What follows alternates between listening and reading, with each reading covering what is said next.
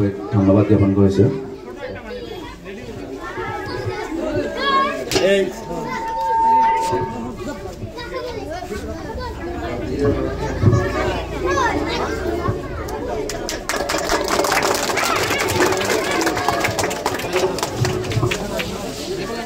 আমাৰ বিজেপিৰ নেতা সুধাংশু দেৱীয়ে ধুবুৰীক লৈ যিটো কুৰুচি সম্পন্ন কথা কৈছে, এই কথাটোত মই এইকাৰণে ৰিয়েক্ট কৰিবলৈ খোজা নাই যে তেওঁ যে নিজকে বিভিন্ন ক্ষেত্ৰত ইণ্টেলেকচুৱেল দেখুৱায়, কিন্তু তেওঁ যে অৰ্ধজ্ঞানী, তেওঁ যে নলেজ যে সীমিত, তেওঁ যে আধা জানা কথা জানে, সেই কথাটো তেওঁৰ কথাৰ পৰাই ওলাই গৈছে।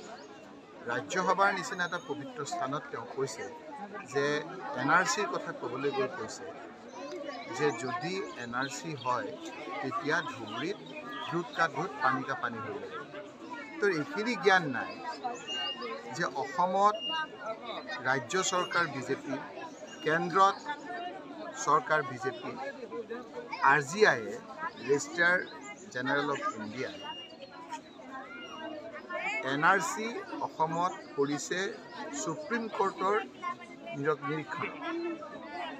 ভাৰতবৰ্ষত ক'তো হোৱা নাই। সুপ্ৰিম কোৰ্টৰ নিৰীক্ষণত সুপ্ৰিম কোৰ্টে দফাই দফাই এই কথা চাই অসমত NRC হৈছে, সেইখিনি সাধাৰণ জ্ঞান তেওঁৰ নাই।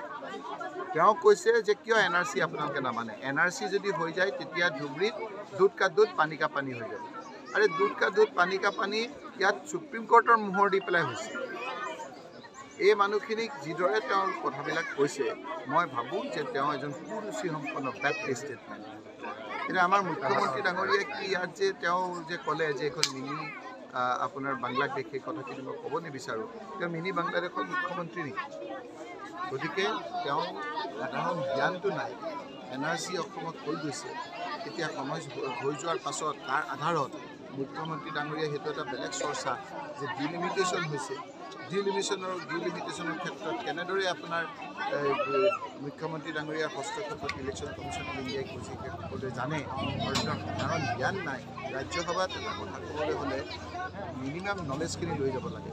গতিকে মই তেওঁৰ কথাটোত নিন্দা কৰিছোঁ, ধিক্কাৰ দিছোঁ, আৰু মই ইয়াৰ থকা লোকসকলক কৈছোঁ ধুবুৰী এটা ইতিহাস প্ৰসিদ্ধ। তেওঁ ধুবুৰীৰ বিষয়ে নাজানে।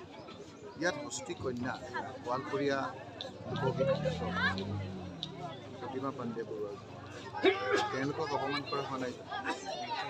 ইয়াত আমাৰ নেতাই দুমুনিঘাটৰ পৰা আৰম্ভ কৰি ইয়াত আমাৰ মোক ক'ব দিয়ক, আমাৰ শিখ টেম্পুলটো গোটেই ভাৰতবৰ্ষত আজি বিখ্যাত। আজি আমাৰ অকল অসমৰ শিল্পী নহয়, গোৱালপাৰাৰ আদিল হুছেইন গোটেই ভাৰতবৰ্ষৰ মানুহে, পৃথিৱীৰ মানুহে আছে। আজি আপোনালোকৰ মই কৈছোঁ যে এইবিলাক ক্ষেত্ৰত অনেক লোক, কাক ক'ব কাক নক'ব, এই লোকসকল কি মিনি বাংলাদেশৰ মানুহ? কুচৰাজবংশী লোকসকলক ইয়াত আপোনাৰ মিনি বাংলাদেশৰ মানুহ? সিংহ দল মত নিৰ্বিশেষে সকলোৰে শ্ৰদ্ধা। আজি হৰত সিংহ ডাঙৰীয়া ঘৰটোক কৈছে মিনি বাংলাদেশ। তাৰপিছতো আপোনাৰ এই কথা বতৰাত বিজেপিৰ লোকসকলে যিদৰে ৰিয়েক্ট কৰিব লাগিছে সেইদৰে ৰিয়েক্ট কৰা নাই। গতিকে এনেধৰণৰ বেপ্টিষ্টেড মানুহ থাকে, কুৰুচি সম্পন্ন মানুহ থাকে, আৰু তেওঁ নিজকে বহুত ইণ্টেলেকচুৱেল দেখায়। সেইকাৰণে আমাক সৰুতে কৈছিল যে little learning is a most dangerous thing. অল্প বিদ্যা ভাল নহয়। সেইকাৰণে তেওঁ বোধহয় অল্প বিদ্যা হৈ অলপ হাফ কথা জানি যিদৰে কথাবিলাক কৈছে, মই ধিক্কাৰ দিছোঁ, নিন্দা কৰিছোঁ। আৰু তেওঁলোকে মোক কৈছে যে সেইকাৰণে বোলে আমাৰ 10 লাখ ভোটত আমি জিকা। তেওঁলোকৰ জিকাবিলাক কি? কোনখন দেশৰ কথা ক'ব? তেওঁলোকে যে 8 লাখ ভোটত জিকিছে, তেওঁলোকৰ ক'ৰবাত যে আমাৰ কংগ্ৰেছৰ কেণ্ডিডেটক যে উইথড্ৰ কৰাই লৈ পেলাই যে 10 লাখত জিকিছে, সেইবিলাকত কিয় নিমাত দিয়ে? গতিকে তেওঁলোকে গোটেই পৰিৱেশটো বেয়া কৰিবলৈ বিচাৰিছে। একমাত্ৰ অস্ত্ৰ গোটেই পৰিৱেশটো বিনষ্ট কৰা, আৰু সেই জালত আমি ভৰি দিবলৈ নালাগে। আমাৰ ইয়াত আভিজাত্য আছে। কোন সুধাংশু ত্ৰিবেদীয়ে কি কথা ক'লে, মোৰ ধুবুৰী মানুহে এই কথাবিলাক কাণ সাৰ দিব নালাগে। আমি এইবিলাক আছোঁ, আমি যুঁজিম। মই এই ক্ষেত্ৰত আপোনালোকে দেখিছে যে সাহসেৰে আমি যুঁজি যাম।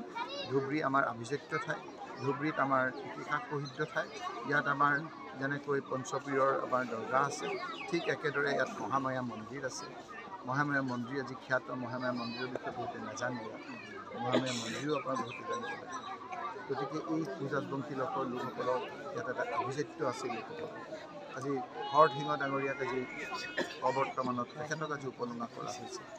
গতিকে মই হস্তি কন্যা প্ৰতিমা পাণ্ডে বৰুৱাৰ গোৱালপৰীয়া লোকগীত আজি গোটেই অসমত আজি খ্যাত।